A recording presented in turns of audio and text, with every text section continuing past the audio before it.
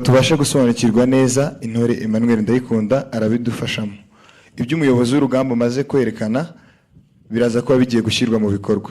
Babyeyi namwe bashyitsi ntihagire uwikanga. Turaza kumva n'ingoma za gisirikare.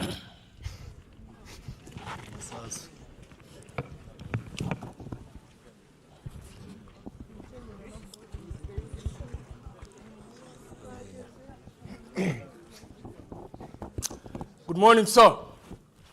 Welcome to Nabam Platoon 8 Post. I'm Exercise Lieutenant King Dave Muligo, Nabam Platoon Commander, Alpha Combat Team. Sir!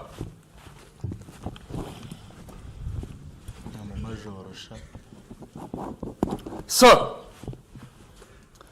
This is how I intend to issue my orders. All group will introduce themselves, 8 Post orientation, motor description, ground description, review of the situation, and issuing of orders. All group. Sir! Introduce yourselves. Sir! Exercise Sergeant Kwahirwa Keza Tracy, number 1 Section Commander. Sir! Sir! Exercise Sergeant Obadiah Munjeri, number 2 Section Commander. Sir! Sir! Exercise Sergeant Ashley Kayara, number 3 Section Commander. Sir!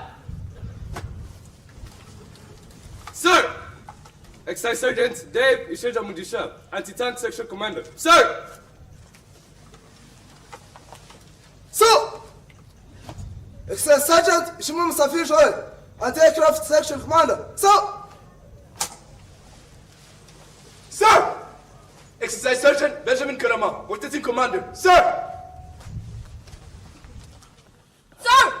Exercise Sergeant Uburi Zarika, Azak Pioneer Section Commander. Sir! 8 Post orientation. Our 8 Post consists of the Master Operations Map, concept of operations, authentication table, region A diagram, and the SAN model. Model description. The model in front of us represents our area of operation. It is extracted from the maps of Gabiro, Nyagatare, Mihindi, and Gwanchizinga, all to scale of 1/50,000. It extends eastings from 40 to 80 and northings 14 to 44. It is oriented to the north as shown by the arrow. The model is made to scale such that one side of the small square represents 2 kilometers on the actual ground. I've used various A's to represent both natural and artificial features. The raised moles of sand represent hills, like Gabriel Hill. The green color represents vegetation, like vegetation surrounding Gabriel Hill. The blue color represents water masses, like Kamramjezi Swamp. The red color represents road networks, like the road going through Mungokora, Senene, and beyond. The black dotted lines represent the national boundaries, like the boundary between Uganda Republic and Rugari Republic. Blue Manila paper with military symbols represents our forces' activity, like our company headquarters at Nyabagando.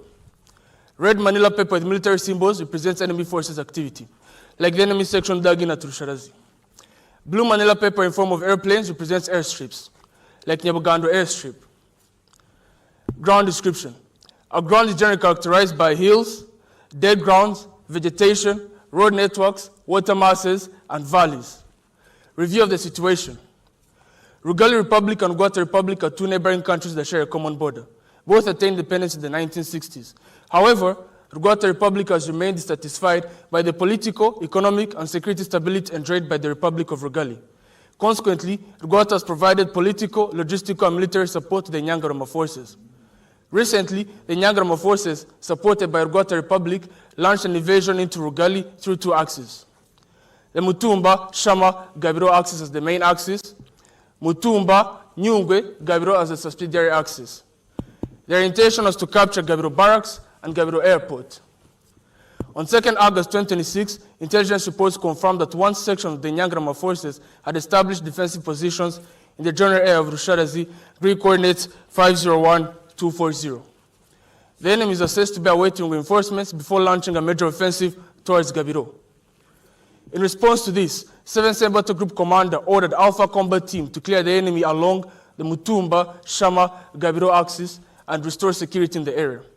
Consequently, Alpha Combat Team Commander tasked Nabam Platoon to defeat the enemy section Dagin, general area of Rusharazi, Greek coordinates 501-239, no later than 10-12-30 Bravo, August 26. And that is why we're here. Ladies and gentlemen, orders.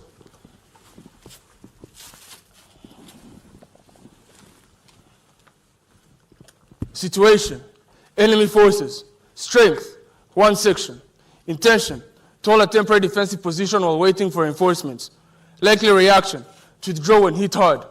Weapon, AK-47, MMG, 60mm mortar, and Launcher 7. Capability, quick reinforcement from Guatemala Republic. Morale, very high since they occupy a part of our territory. Dress, mix of civilian and combat dress. Mission, number 1 platoon is to attack and defeat the enemy section dug in at the Rushazi general area. Grid reference 501-240, no later than 10-12:30 Bravo August 26, in order to support Alpha Combat Team Commander's plan. Mission, number 1 platoon is to attack and defeat the enemy section dug in at the Rushazi general area. Grid coordinates 501-240, no later than 10-12:30 Bravo August 26, in order to support Alpha Combat Team Commander's plan. Execution, concept of operations. Intent, strike to defeat the Nyangrama forces in the general area of Rusharazi. Scheme of maneuver. Number 1 platoon is to strike to defeat the enemy section in the general area of Rusharazi using number 1 section, strike the enemy from the right side. Number 2 section, strike the enemy from my left side. And number 3 section will form depth and be ready to reinforce. All will be supported by 1 anti-tank section to destroy enemy tanks, 1 anti-aircraft section to counter air threats, 1 motor section to neutralize enemy motors, 1 assault pioneer section to breach enemy mines. Main effort, strike to defeat the enemy section in the general area of Rusharazi, which lies with number 1 section. Task to subordinate units. Number 1 section commander. Sir! Task, strike the enemy from my right side.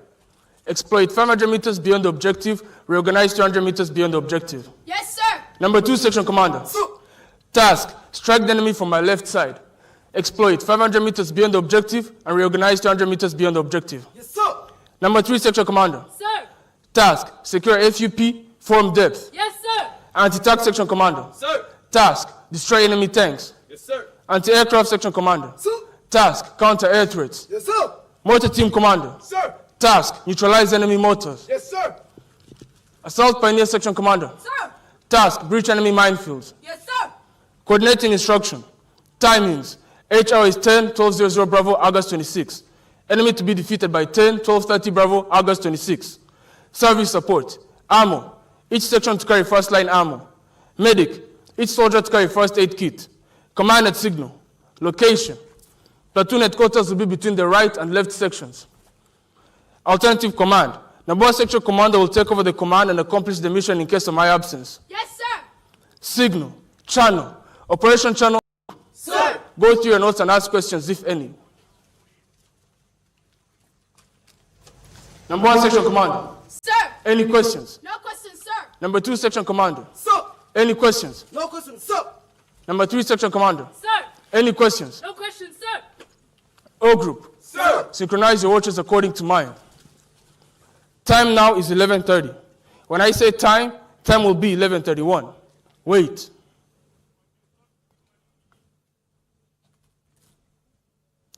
Five, 4, 3, 2. Time now is 11:31. Number 1 section commander. Sir! Check back. Time now is 11:31. When I say time, time will be 11:32.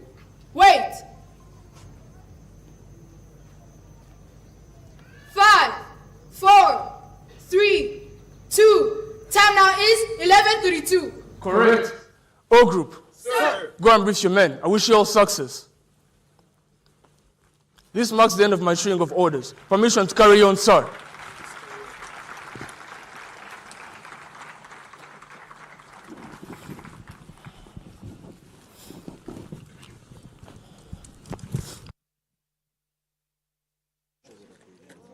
karagaragara mani karibu sipani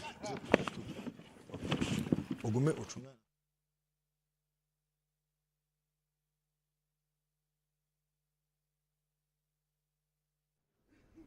ibyo umuyobozi amaze kubereka bagiye kubishyira mu bikorwa.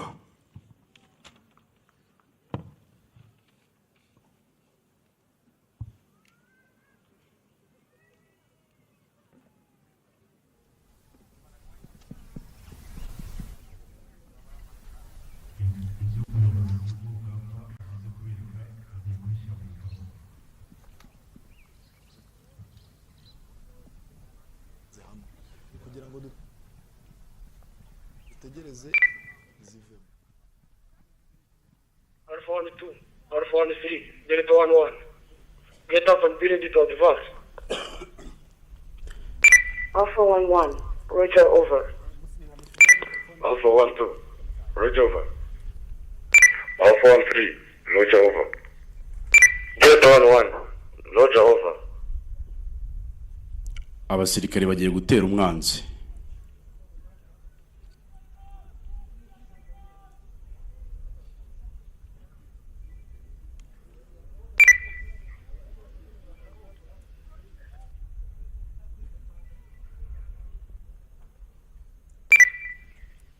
Alpha 1-1, Alpha 1-2, Alpha 1-3, Delta 1-1.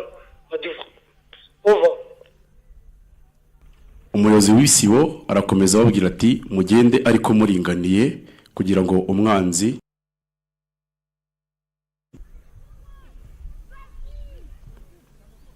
barabikora neza nk'uko babitojwe, baragenda baringaniye ku buryo bakora umurongo utambitse, ibyo twita extended line mu gisirikare.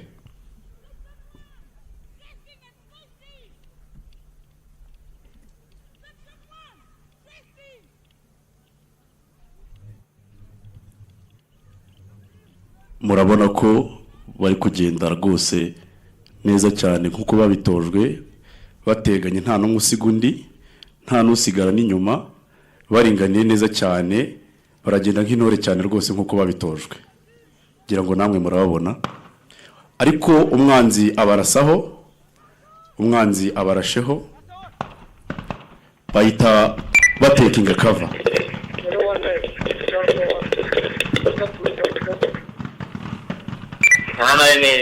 Roger.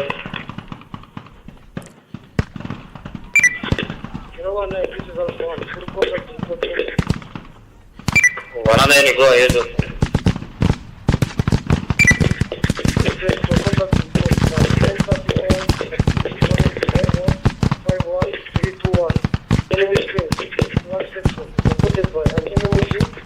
Deployed along the axis.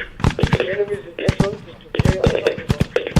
All action is planned to the right to the area section. More details to follow. Over. This is 109, go ahead of us.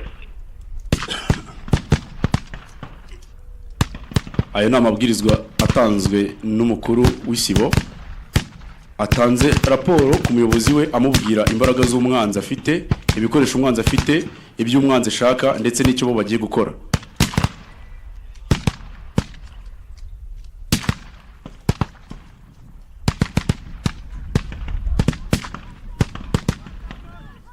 Umuyobozi w'isibo yatanze amabwiriza ku ngamba ya kabiri n'ingamba ya gatatu zigiye gutera umwanzi zimuturutse mu mbavu, ibyo mu gisirikare twita rugondene, ibizwi mu ndimi z'amahanga nka flanking.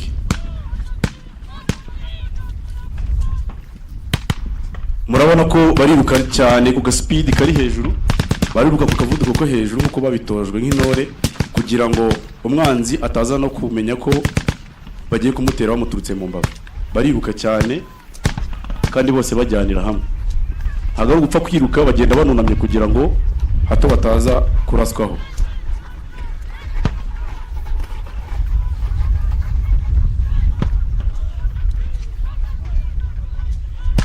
Umwanzi akomeje kurasa, yaryohewe no kurasa, atazi ibigiye kubaho mu kanya nk'ako guhumbya.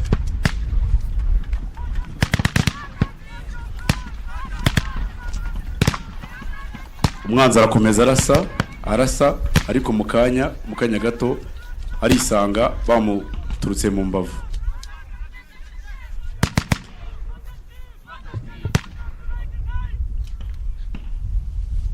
Ariko nubwo mubona bagiye, hasigaye ya ngamba yarashweho, isigara ihanganye n'umwanzi mu buryo bwo kujijisha umwanzi kugira ngo atamenya ko agiye kurasirwa mu mbavu ze. Ngira ngo namwe murabibona, ngamba yasigaye isigara ihangana n'umwanzi mu buryo bwo kujijisha kugira ngo umwanzi ataza kumenya ko agiye gutukwa cyangwa se bagiye kumutera bamuturutse mu mbavu ze.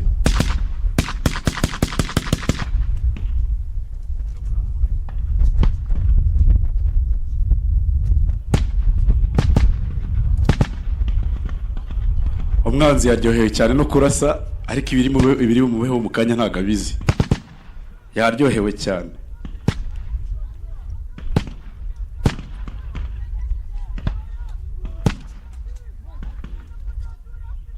Murabona ko ya ngamba y'imbere yarashweho yafashe ubwihisho, ibyo twita camouflage mu gisirikare.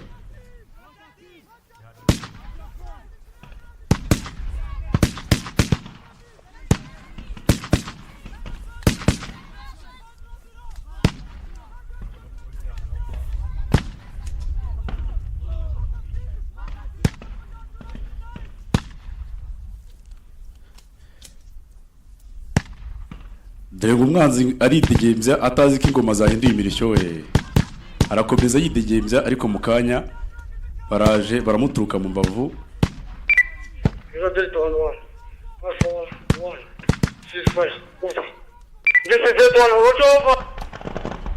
Umuyobozi atanze ibwirizwa ryo kugira ngo ya gamba yasigaye inyuma ifunga imbunda kugira ngo itaraza kurasa abagenzi babo babaturutse mu mbavu.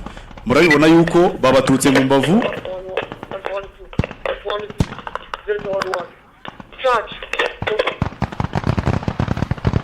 Ingamba ya mbere n'iya kabiri bose bamuturutse mu mbavu, bamurasira icyarimwe na morale nyinshi ku muvuduko mwinshi ndetse naho undi ku buryo umwanzi atari buze kubona n'akanya ko kwitekerezaho na gatoya.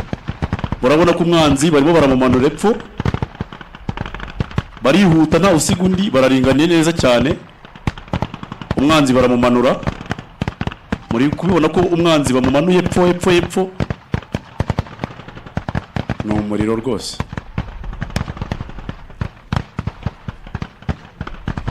Baramumanuye rwose mpaka bamuturutse mu mbavu.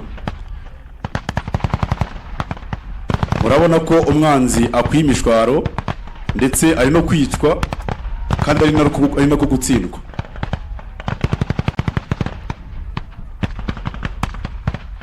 Baramumanuye rwose, baramumanura epfo aho atabona n'umwanya wo kwitekerezaho na gatoya.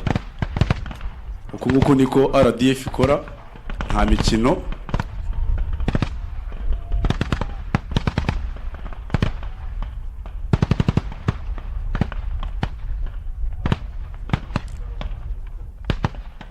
Umwanzi bamumanuye epfo cyane.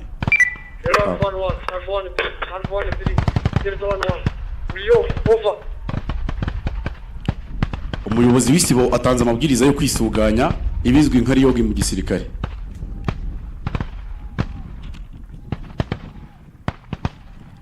Iyo barangije kurasa umwanzi bamumazeho, bakora icyo bita kwisuganya kugira ngo babashe kumenya niba umwanzi bamurashe wese, banabashe kumenya niba hari ukomeretse mu babo.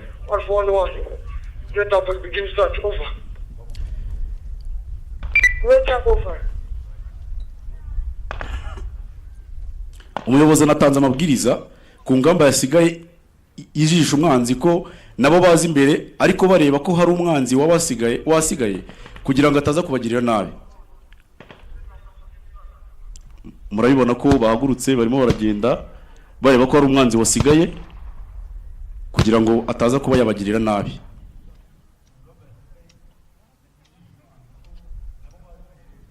Kugira ngo rero atagira umwanzi ubaca muri humye akabagirira nabi, baje bari guhorahoza n'uwipfushije ataza kuba yarota no kubagirira nabi.